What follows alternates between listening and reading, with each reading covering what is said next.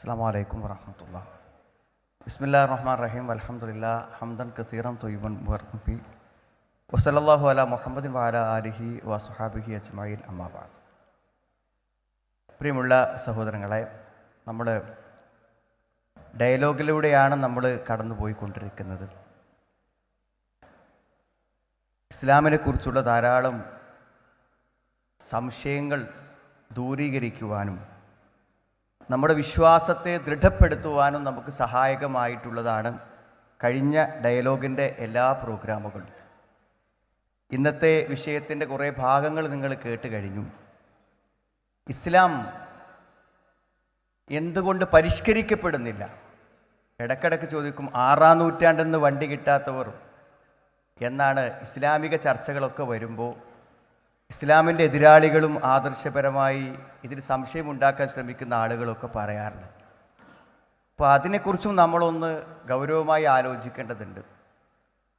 പലപ്പോഴും ഇസ്ലാമിക പണ്ഡിതന്മാർ തന്നെ പറയാറുണ്ട്, ആരോപണങ്ങളും അതേപോലെ തന്നെ ഇതുപോലുള്ള വിമർശനങ്ങളും വരുമ്പോഴാണ് നമ്മൾ അതിനെക്കുറിച്ച് ആധികാരികമായി പഠിക്കുകയും കൂടുതൽ തിളക്കത്തോടുകൂടെ ഇസ്ലാമിനെ മനസ്സിലാക്കാൻ, വല്ലാഹു മുത്തിമ്മു നൂരിഹി, ആ പ്രകാശം പൂർത്തിയാക്കപ്പെടുന്നത് അതിനെ ഊതിക്കെടുത്താൻ ശ്രമിക്കുമ്പോഴാണെന്നത് ഒരു യാഥാർത്ഥ്യമാണ്.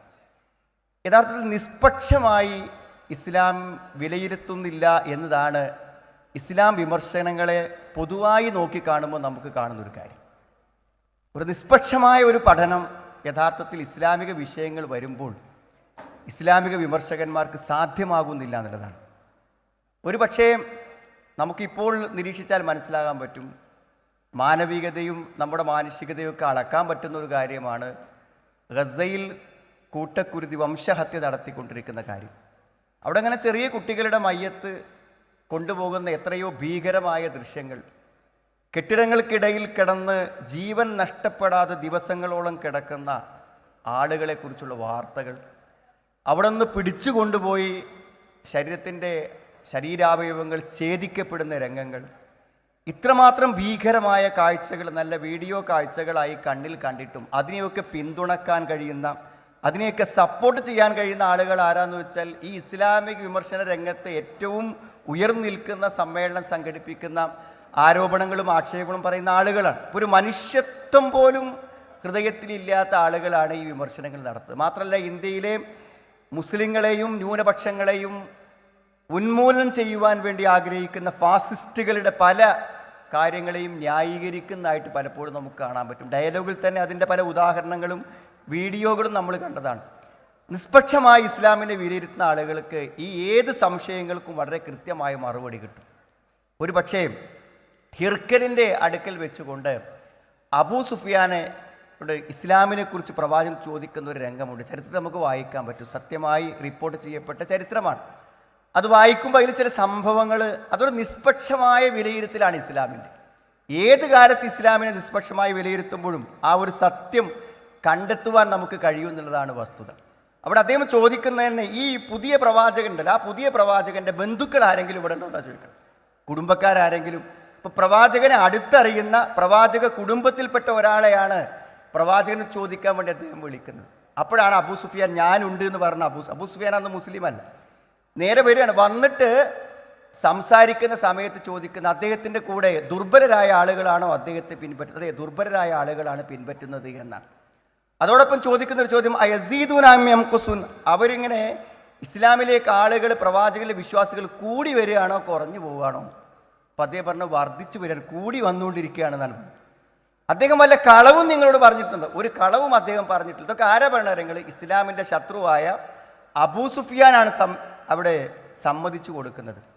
യഥാർത്ഥത്തിൽ ഇസ്ലാം ഏറ്റവും സ്വീകാര്യമായ ഒരവസ്ഥ നിലനിൽക്കുന്നു എന്ന് അന്നത്തെ കാലത്ത് ഒരു ശത്രു സമ്മതിക്കേണ്ടി വരുന്ന ഒരു രംഗമാണ് നമ്മൾ കാണുന്നത്. ഈ ചോദ്യങ്ങളൊക്കെ ഇന്നും പ്രസക്തമാണ്. ലോകത്ത് ഇസ്ലാമിനെ വിമർശിക്കുന്ന ആളുകളും അത് പഴഞ്ചനാണെന്ന് പറയുന്ന ആളുകളും അത് പരിഷ്കരിക്കണമെന്ന് പറയുന്ന ആളുകളോട് നമ്മൾ ചോദിച്ചു നോക്കൂ, നിങ്ങൾ മുസ്ലിങ്ങൾ വർദ്ധിച്ചു വരികയാണോ?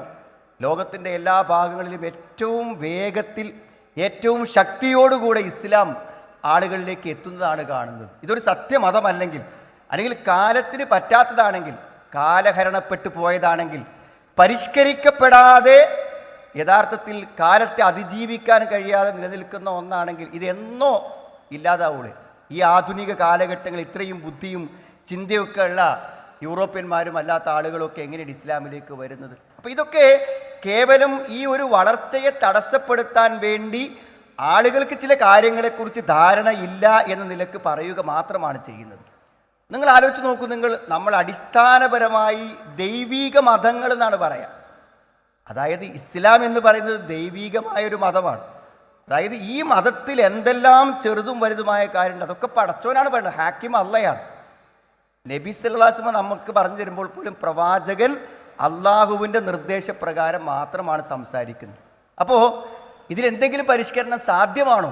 ആലോചിച്ച് നോക്കുക. അള്ളാഹു തന്ന ഒരു മതത്തെ ആര് പരിഷ്കരിക്കണം എന്നാണ് പറയണത്? ഞാൻ പറഞ്ഞ വലിയ ബുദ്ധിയുള്ള ആളുകളാണ് ഈ ചോദിക്കുന്നത് എന്ന് പറയുന്നു. ഒരു ദൈവീക മതം എന്ന് നമ്മൾ പറയുന്ന, നമ്മൾ വിശ്വസിക്കുന്ന, ഇതിൽ പറയുന്ന മുഴുവൻ കാര്യങ്ങളും അള്ളാഹുവിൽ നിന്ന് വന്നതാണ്.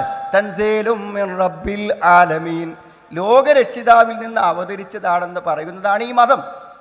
ആ മതത്തിൽ ഒരു പരിഷ്കരണം ഉണ്ടാക്കണമെങ്കിൽ, ഒരു മാറ്റം ഉണ്ടാക്കണമെങ്കിൽ അത് ആർക്ക് മാത്രമേ പറ്റുള്ളൂ? അള്ളാഹ്ക്ക് മാത്രമേ പറ്റുള്ളൂ. അള്ളാഹു അല്ലാത്ത ആർക്കെങ്കിലും അതിൽ എത്രമാത്രം അള്ളാഹുവിൻ്റെ റസൂലിനെ അള്ളാഹ് താക്കീത് ചെയ്യുന്നുണ്ട്. റസൂലിന് പോലും സ്വന്തം നിലക്കൊരു മാറ്റം ഇസ്ലാമിക പ്രമാണങ്ങളിൽ സാധ്യമല്ല എന്നാണ്. വലൗ തഖവ്വല അലൈനാ ബഅദൽ അഖാവിൽ ലഅഖദ്നാ മിൻഹു ബിൽ യമീൻ തുമ്മ ലഖതഅനാ മിൻഹുൽ വതീൻ ഫമാ മിൻകും മിൻ അഹദിൻ അൻഹു ഹാജിസീൻ. തൻസീലും മിൻ റബ്ബിൽ ആലമീൻ, ലോകരക്ഷിതാവിൽ നിന്ന് അവതരിച്ചതാണിത്. വലൗ തഖവ്വല അലൈനാ ബഅദൽ അഖാവിൽ, എന്തെങ്കിലും ചിലത് ഇതിൽ കെട്ടിയുണ്ടാക്കാനോ മാറ്റം തിരുത്തനോ നീ ഉദ്ദേശിച്ചാൽ ലാഹദ്നാ മിൻഹു ബിൽ യമീൻ, ഞാൻ എൻ്റെ വലത്തെ കൈ കൊണ്ട് നിന്നെ പിടിക്കും. എത്ര ശക്തമാണ് ആ താക്കീത്! എന്നിട്ട് നിന്റെ ജീവനാടി ഞാൻ മുറിച്ചു കളയുമെന്നാണ്. മഹാനായ റസൂൽ കരീം സ്വല്ലല്ലാഹു അലൈഹി വസല്ലം ഇതിൻ്റെ ഈ സന്ദേശങ്ങളുമായി വന്ന പ്രവാചകന് പോലും സ്വന്തം നിലക്കൊരു മാറ്റം വരുത്തൽ സാധ്യമല്ലെങ്കിൽ, വമാ യൻതിഖു അനിൽ ഹവ ഇൻ ഹുവ ഇല്ലാ വഹ്യു യൂഹ, വഹീൻ്റെ അടിസ്ഥാനത്തിലല്ലാതെ ദീനിൻ്റെ ഒരു കാര്യങ്ങളും പറയാൻ പാടില്ല എന്നുണ്ടെങ്കിൽ ആർക്കാണ് മാറ്റങ്ങൾ വരുത്താൻ പറ്റിയ സുഹൃത്തുക്കളെ? എന്നിട്ട് എന്തു മാറ്റമാണ് ഈ ആളുകൾ ആഗ്രഹിക്കുന്നത്? അതല്ല ഏറ്റവും രസകരം. എന്തു മാറ്റം, ഇസ്ലാമിൽ എന്തു മാറ്റം വേണമെന്നാണ് ആഗ്രഹിക്കുന്നത്? മുസ്ലിം പെണ്ണുങ്ങളൊക്കെ എന്ത് ചെയ്തു? മലപ്പുറത്ത് തട്ടമഴിച്ചു എന്നാണ്. അത് ഇസ്ലാമിനെ നവീകരിക്കാനും ഇസ്ലാമിനെ പരിഷ്കരിക്കുവാനും വേണ്ടി ശ്രമിച്ചതിൻ്റെ ഭാഗമായിട്ടുണ്ടായതാണെന്നാണ് ഏറ്റവും പ്രധാനം. ആലോചിച്ച് നോക്കൂ നിങ്ങൾ. സത്യത്തിൽ എന്താണ്? സ്ത്രീകളൊക്കെ തട്ടമഴിച്ചാൽ ഇസ്ലാം ഏറ്റവും പുരോഗമനത്തിൻ്റെ ഒരു മതമായി എന്നതാണ് യഥാർത്ഥത്തിൽ ഈ ഇതിനെ മാറ്റണം, പരിഷ്കരിക്കണം എന്നൊക്കെ പറയുന്ന ഇവിടെ കാഴ്ചപ്പാടുകൾ. നമ്മൾ ആലോചിക്കേണ്ട ഒരു കാര്യമുണ്ട്. സാധാരണഗതിയിൽ ഇതിന് വിമർശകന്മാർ പറയും തട്ടം ഇട്ട് എല്ലാം മറച്ച് നടക്കുമ്പോഴാണ് ആളുകൾക്ക് ഇതിൻ്റെ ഉള്ളിലൊക്കെ എന്താണെന്ന് അറിയാൻ വേണ്ടി ആഗ്രഹം ഉണ്ടാകുക, അപ്പോഴാണ് ആക്രമിക്കപ്പെടുക എന്ന്. നമുക്കറിയാം, ഇവിടുത്തെ കടകളും സ്ഥാപനങ്ങളൊക്കെ ഉദ്ഘാടനം ചെയ്യുന്ന സമയത്ത് നമുക്ക് കാണാൻ പറ്റും അവിടെയൊക്കെ വലിയ ജനക്കൂട്ടം. എന്താ ജനക്കൂട്ടം? ഒരു പകുതി ഡ്രസ്സിൽ വന്ന സ്ത്രീകളെ കാണാനാണ് പലപ്പോഴും മഹാജനസഞ്ചയം തടിച്ചു കൂടുന്നത്. അതല്ല കാണാൻ താല്പര്യമെങ്കിൽ, തുറന്നിട്ടതാണ് കാണാൻ താല്പര്യം എന്നുള്ളത് ചെറിയൊരു കോമൺ സെൻസ് ഉള്ള നാട്ടിലൂടെ കണ്ണ് തുറന്ന് നോക്കണ ഏതൊരാൾക്കും കാണാൻ പറ്റും. എന്നാൽ മുഖമടക്കം ചിലപ്പോൾ ഒരു സുരക്ഷത്തിന് വേണ്ടി മറച്ച് ചിലപ്പോൾ സഹോദരിമാർ പുറത്തിറങ്ങാറുണ്ട്. ആരെങ്കിലും നോക്കൂ അങ്ങോട്ടേക്ക്, ആ മുഖത്തിൻ്റെ ഒരു ദൃശ്യം പോലും കാണാത്തൊരു സ്ഥലത്തേക്ക് നോക്കൂ. അപ്പോൾ സത്യത്തിൽ ഒരു സ്ത്രീയുടെ ഏറ്റവും വലിയ സുരക്ഷയാണ് അവൾക്ക് നിശ്ചയിച്ച വേഷമെന്ന് ഖുർആൻ പറഞ്ഞത് അന്വർത്ഥമായ അനുഭവമായി ഇവിടെ എന്ത് ചെയ്യുന്നുണ്ട്? നമുക്ക് നിലനിൽക്കുന്ന യാഥാർത്ഥ്യമാണ്. അതുകൊണ്ട് സുഹൃത്തുക്കളെ, ഒരു പരിഷ്കരണം എന്നത് ഇസ്ലാമിനെ സംബന്ധിച്ചിടത്തോളം അതൊരിക്കലും ആവശ്യമില്ലാത്തൊരു കാര്യമാണെന്ന്. ഇനി വെറുതെ ഒരു പരിശോധന, ഞാൻ പറഞ്ഞ മാതിരി നിഷ്പക്ഷമായി അബൂ സുഫിയാനെ നിർത്തിയിട്ട് ഹിർക്കൽ പരിശോധിച്ച പോലെ ഒരു നിഷ്പക്ഷമായി, ഇസ്ലാമിൻ്റെ ഉള്ളിലുള്ള ആളല്ല പുറത്തുള്ള ആള്, ഒരു നിഷ്പക്ഷമായ പരിശോധനയ്ക്ക് വിധേയമായാൽ ഇസ്ലാമിൻ്റെ പ്രമാണങ്ങളെ പരിശോധിച്ച് നോക്കുക നിങ്ങൾ. ഇപ്പോൾ സന്യാസം ഇസ്ലാമിലില്ലല്ലോ. ഒരാൾക്ക് എന്ത് ചെയ്യാൻ പറ്റില്ല എന്ന് പറഞ്ഞാൽ വിവാഹം കഴിക്കാതെ ജീവിക്കാമെന്ന് തീരുമാനിക്കാൻ പറ്റൂല. എന്നാൽ വ്യഭിചാരമുണ്ടോ? ഇന്നഹു കാന ഫാഹിഷത്തൻ വസ്സാഅ സബീല, ഏറ്റവും ദുഷിച്ചൊരു പ്രവൃത്തിയായിട്ട് വ്യഭിചാരത്തെ പരിചയപ്പെടുത്തി. എന്നാൽ അതിന് പകരമായി നിശ്ചയിച്ച ഏതാണ്? വിവാഹമാണ്. വിവാഹം എന്നത് വിവാഹം എല്ലാ മതങ്ങളിലും ഉണ്ടെങ്കിലും ഇസ്ലാമിൻ്റെ വിവാഹത്തെക്കുറിച്ച് പഠിപ്പിക്കുമ്പോൾ അതിൻ്റെ കാലിക പ്രസക്തി, ഏതൊരു വിഷയവും, ഞാനൊരു ഉദാഹരണം എടുത്തത് മാത്രം, എത്ര പ്രസക്തമാണ് എന്നാണ്. ഇപ്പം നമ്മുടെ മുന്നിലുള്ള ഒരു വേദനയുടെ ഒരു ചിത്രം ഒരുപക്ഷെ ഞാൻ അത് പറയുമ്പോൾ നിങ്ങൾ മനസ്സിൽ ഉണ്ടാവും. ഒരു ഹോട്ടൽ റൂമിൽ വെച്ചിട്ട് 2 കുട്ടികളുടെ ഒരു സ്ത്രീയെ കൊലപ്പെടുത്താച്ച പോരെ, ബിയറിൻ്റെ കുപ്പി കൊണ്ട്, ആ പൊട്ടിയ കുപ്പി കൊണ്ട് കുത്തി ദാരുണമായ മരണമാണ് ആ ലോഡ്ജ് മുറിയിൽ സംഭവിച്ചത്. നിങ്ങൾ ആലോചിച്ച് നോക്കൂ. നിങ്ങൾ എന്താ വിവാഹം എന്ന് പറഞ്ഞാൽ, നമ്മുടെ പുതിയ തലമുറക്കൊക്കെ വിവാഹം വേണോ വേണ്ടെന്നുള്ള സംശയത്തിലാണ്. വിവാഹം എന്ന് പറഞ്ഞാൽ എന്താ? വിവാഹം എന്ന് പറഞ്ഞാൽ ഒരു സ്ത്രീ ഒരു പുരുഷനുമായി നടത്തുന്ന ഒരു എഗ്രിമെൻ്റാണ്. അഹദിന മീൻകും മീതാക്കൻ ഖലീദാണ്. തൻ്റെ ജീവിതം അയാളിൽ സമർപ്പിക്കുമ്പോൾ അയാളുമായി ഒരു കരാറിൽ ഏർപ്പെടണം. ആ കരാർ ആരാണ്? ആ പെൺകുട്ടി സ്വന്തം തീരുമാനിക്കുക. അതൊക്കെ തീരുമാനിച്ചിറങ്ങിപ്പോയതാണ്. എനിക്ക് ഇയാളെ പറ്റുക, ഇയാളെന്നെ അങ്ങനെ സ്നേഹിക്കുന്നു ഇങ്ങനെ സ്നേഹിക്കുന്നു ഒക്കെ പറഞ്ഞ് ഇറങ്ങിപ്പോയതാണ്. അത്ര ധൈര്യത്തിലാണ് നമ്മുടെ പെൺകുട്ടികൾ പലരുടെ കൂടെയും ഇറങ്ങിപ്പോണത്. ആലോചിക്കണം. വാഹദിന മീൻകും മീത, ആരെ ഏൽപ്പിച്ചു കൊടുക്കണം? ഒരു രക്ഷിതാവുണ്ട് ഒരു പെൺകുട്ടിക്ക്. ആ രക്ഷിതാവാണ് ഏൽപ്പിച്ചു കൊടുക്കേണ്ടത്. ഇസ്ലാമിൻ്റെ വിവാഹത്തിൻ്റെ ആ ഒരു കാഴ്ചപ്പാട് എത്ര ഉദാത്തമാണ് സുഹൃത്തുക്കളെ. പെണ്ണിന് ഒരു കരാർ വാങ്ങിക്കൊടുക്കാണ് പുരുഷൻ്റെ അടുക്കൽ നിന്ന്. സ്ത്രീക്ക് വാങ്ങിക്കൊടുക്കുന്ന കരാറാണ് വിവാഹം. സ്ത്രീകൾ നിങ്ങൾ ഇന്നൊരു കരാറിനെ സ്വീകരിച്ചിരിക്കുന്നവർ ഒരു സ്ത്രീയുടെ ഏറ്റവും വലിയ സുരക്ഷിതത്വം. വിവാഹം വേണ്ടെന്നൊക്കെ വെല്ലുവിളി നടത്തുന്ന ആൾക്കാരുണ്ടായിരിക്കും. ഏകദേശം ഒരു മധ്യവയസ്സായ സമയത്ത് ഭർത്താവ് മരണപ്പെട്ട സ്ത്രീകളോട് ചോദിച്ചാൽ മതി. ഒരു ഭർത്തൃ ജീവിതത്തിൻ്റെയും വിവാഹ ജീവിതത്തിൻ്റെയും ആ മഹത്വം. മനുഷ്യന് അങ്ങനെ പറ്റുള്ളൂ. ആശ്രയത്വമില്ലാതെ ജീവിക്കാൻ കഴിയാത്തവനാണ് മനുഷ്യൻ. മനസ്സിലേ? ജനിച്ചു വീണാൽ തനിക്ക് കുടിക്കാനുള്ള മുലപ്പാൽ എവിടെയെന്ന് കൊണ്ടുപോയി കാണിച്ചു കൊടുത്താലേ പാല് കുടിക്കുള്ളൂ. ലോകത്തൊരു ജീവിയും അങ്ങനെയല്ല. ഈ മനുഷ്യന് ആശ്രയത്വമില്ലാതെ ജീവിക്കാനേ പറ്റൂല. ഒരു പുരുഷനെ ആശ്രയിക്കാതെ ഒരു സ്ത്രീക്കും, സ്ത്രീയെ ആശ്രയിക്കാതെ ഒരു പുരുഷനും ജീവിതം അസാധ്യമാണ്, പ്രയാസകരമാണ്. ജീവിച്ച് മുന്നോട്ട് പോകില്ല എന്നല്ല. അപ്പം അത്രയും ഉദാത്തമായൊരു വിവാഹം, ഇസ്ലാമിൻ്റെ വിവാഹത്തിൻ്റെ കാഴ്ചപ്പാടും അതിൻ്റെ നിയമങ്ങളും നിത്യപ്രസക്തമായി നിൽക്കുന്നു എന്നുള്ളതാണ് സുഹൃത്തുക്കളെ. ഇസ്ലാമിക നിയമങ്ങൾക്ക് കാലികമായ മഹത്വം, അത് പരിഷ്കരിക്കേണ്ടതില്ല എന്ന് പറയുന്നതിൻ്റെ ഉദാഹരണങ്ങൾ പറയാൻ വേണ്ടി ഞാൻ പറഞ്ഞത് മാത്രം. യംഹഖുല്ലാഹു റിബ വയുർബി സ്വദഖാത്ത്, എത്ര ചെറിയൊരു ആയത്താണ്. പലിശയെ അള്ളാഹു എന്ത് ചെയ്യുന്നു? ക്ഷയിപ്പിക്കുന്നു, സ്വതക്കയെ വളർത്തുന്നു എന്നുള്ളതാണ്. എത്ര നല്ലൊരു കാഴ്ച. ലോകത്തെ സാമ്പത്തിക കാഴ്ചപ്പാട് ഈ രണ്ട് കാര്യത്തിലാണ്. ചാരിറ്റി, ആളുകൾ എന്ത് ചെയ്യണം? തൻ്റെ സമ്പത്തിൽ നിന്ന് സമ്പത്തുള്ളവൻ ഒരു ചെറിയ വിഹിതം കൊടുക്കണം. അതെല്ലാവരും കൊടുക്കുകയാണെങ്കിൽ പട്ടിണി എന്ന ഒന്ന് ലോകത്തുണ്ടാവില്ല. ഏറ്റവും വലിയ ലോക സമ്പന്നന്മാരിൽ 3 ആള് അവർ സക്കാത്തിൻ്റെ 2.5% കൊടുത്താൽ മതി. ലോകത്തെ മൊത്തം പട്ടിണി മാറുമെന്നാണ് കണക്ക്. അപ്പോൾ ഒരു പ്രദേശത്ത് എന്തായിരിക്കും? ഇത്രയും ഉന്നതമായ ഉദാത്തമായ ഒരു കാഴ്ചപ്പാടാണ് ഇസ്ലാമിൻ്റെ കാഴ്ചപ്പാട്. എന്നാൽ പലിശയോ? സാമ്പത്തിക പ്രതിസന്ധി എന്ന് പറഞ്ഞാൽ അതിൻ്റെ മറ്റൊരു പദമാണ് പലിശ എന്ന് പറഞ്ഞാൽ. നിങ്ങൾ ഏതെങ്കിലും ഒരു വീട്ടിൽ സാമ്പത്തികമായ പ്രയാസത്തിന് മേലൊരു കണ്ണീര് വരുന്നുണ്ടെങ്കിൽ അത് പലിശയുടെ കണ്ണീരാണ്. യാതൊരു സംശയ കാര്യത്തിലില്ല. എത്ര കാലിക പ്രസക്തമാണ് ഇസ്ലാമിൻ്റെ കാര്യങ്ങളെന്ന് പരിശോധിച്ചാൽ നമുക്ക് ഓരോ നിയമങ്ങൾ എടുത്ത് പരിശോധിച്ചാലും കാണാൻ പറ്റും. ഇനി വെറുതെ ഒരു ഉദാഹരണം ഞാൻ പറയാം. ആഘോഷങ്ങളുടെ കാലല്ലേ, എല്ലായിടത്തും ആഘോഷം. ഒരാഘോഷം വന്നു കഴിഞ്ഞാൽ സുഹൃത്തുക്കളെ എത്രയാണ് ആളുകൾ പണവും പടക്കവും ആഘോഷങ്ങളും ധൂർത്തും എത്രയാണുള്ളത്. എന്നാൽ ഇസ്ലാമിൻ്റെ 2 ആഘോഷങ്ങളെ ഒന്ന് ശാന്തമായി നിരീക്ഷിച്ച് നോക്ക് നിങ്ങൾ. ഒന്നാമത്തെ ഈദുൽ ഫിത്തറിൻ്റെ അന്ന് എന്താ പറയുക? ഏറ്റവും പ്രധാന ഭക്ഷണം ഏതാണോ ആ ഭക്ഷണം എല്ലാ വീട്ടിലും എത്തും. ഒരു വ്യക്തി ഏകദേശം 2 കിലോ അരി എന്ത് ചെയ്യാണ്? കൊടുക്കണം. അയാളുടെ നോമ്പിൻ്റെ ഒരു പരിഹാരം എന്ന നിലക്ക് കൊടുക്കണം. ആലോചിച്ച് നോക്ക് നിങ്ങൾ. എത്ര ലോകം മുഴുവനുമുള്ള മുസ്ലിം വീടുകളിൽ അവരുടെ പ്രധാന ഭക്ഷണം എത്തുന്ന ഒന്ന്, അത് ലോകത്ത് മുഴുവൻ നടക്കുന്ന ഒരു കാര്യമാണ്, ഒരു ആഘോഷത്തിൻ്റെ രൂപമാണ്. ഇനി ബലി നോക്കും നിങ്ങൾ. ബലിയെ പലപ്പോഴും കളിയാക്കും. ഖുർആൻ ഗവേഷണം നടത്തുന്ന ഉസ്താദ് അടുത്ത കാലത്ത് പറഞ്ഞെന്ന് വെച്ചാൽ ഈ മൃഗങ്ങളെ ബലി അറുക്കുന്ന എന്നുള്ള പാപം ഒഴിവാക്കിയിട്ട് ആ പൈസ എടുത്തുകാണ്ട് ആർക്കെങ്കിലുമൊക്കെ പാവപ്പെട്ടവർക്ക് കൊടുത്തൂടെ എന്ന് പറഞ്ഞ കാര്യമാണ്. സുഹൃത്തുക്കൾ, ആരാ അവിടെ ജീവൻ നഷ്ടപ്പെട്ട ഒന്നിൽ നിന്ന് ഭക്ഷിക്കാത്ത ആരെങ്കിലും ഇവിടെ ഉണ്ടോ? ഒരു മത്സ്യമെങ്കിലും കഴിക്കാത്ത ആൾക്കാരുണ്ട്. കടലിൽ നിന്ന് പിടിച്ച് പുറത്ത് കിടന്ന ഒരു ദിവസത്തെ മത്സ്യജീവനുകൾ എത്രയൊന്ന് ആലോചിച്ചാൽ മതി. എല്ലാവരും ഇത് ഭക്ഷിക്കുന്നു, പക്ഷേ പുറത്തിറങ്ങി എല്ലാവരും പ്രസംഗിക്കുന്നത് മാത്രമേ ഉള്ളൂ. ഒരു ദിവസം കൊല്ലപ്പെടുന്ന കോഴികളുടെ എണ്ണം തന്നെ വെറുതെ കേരളത്തിൽ മലപ്പുറം ജില്ലയിൽ. ഇത് ബലി ഇവിടെ സാധാരണ നടക്കുന്ന ഒരു കാര്യമാണ്. ഈ മാംസം തിന്നാൻ ആഗ്രഹിക്കുന്നവൻ്റെ വീട്ടിലേക്ക് ഏറ്റവും നല്ല മാംസം അവൻ്റെ വീട്ടിലേക്ക് എത്തിച്ചു കൊടുക്കുന്നതാണ് ബലി പെരുന്നാൾ. അത് അറുത്തിട്ട് എവിടെയെങ്കിലും കൊണ്ടുപോയി സമർപ്പിക്കുകയോ അല്ലെങ്കിൽ എവിടെയെങ്കിലും ബലിക്കല്ലുകളിൽ ഉപേക്ഷിക്കുകയോ അല്ല ചെയ്യണത്.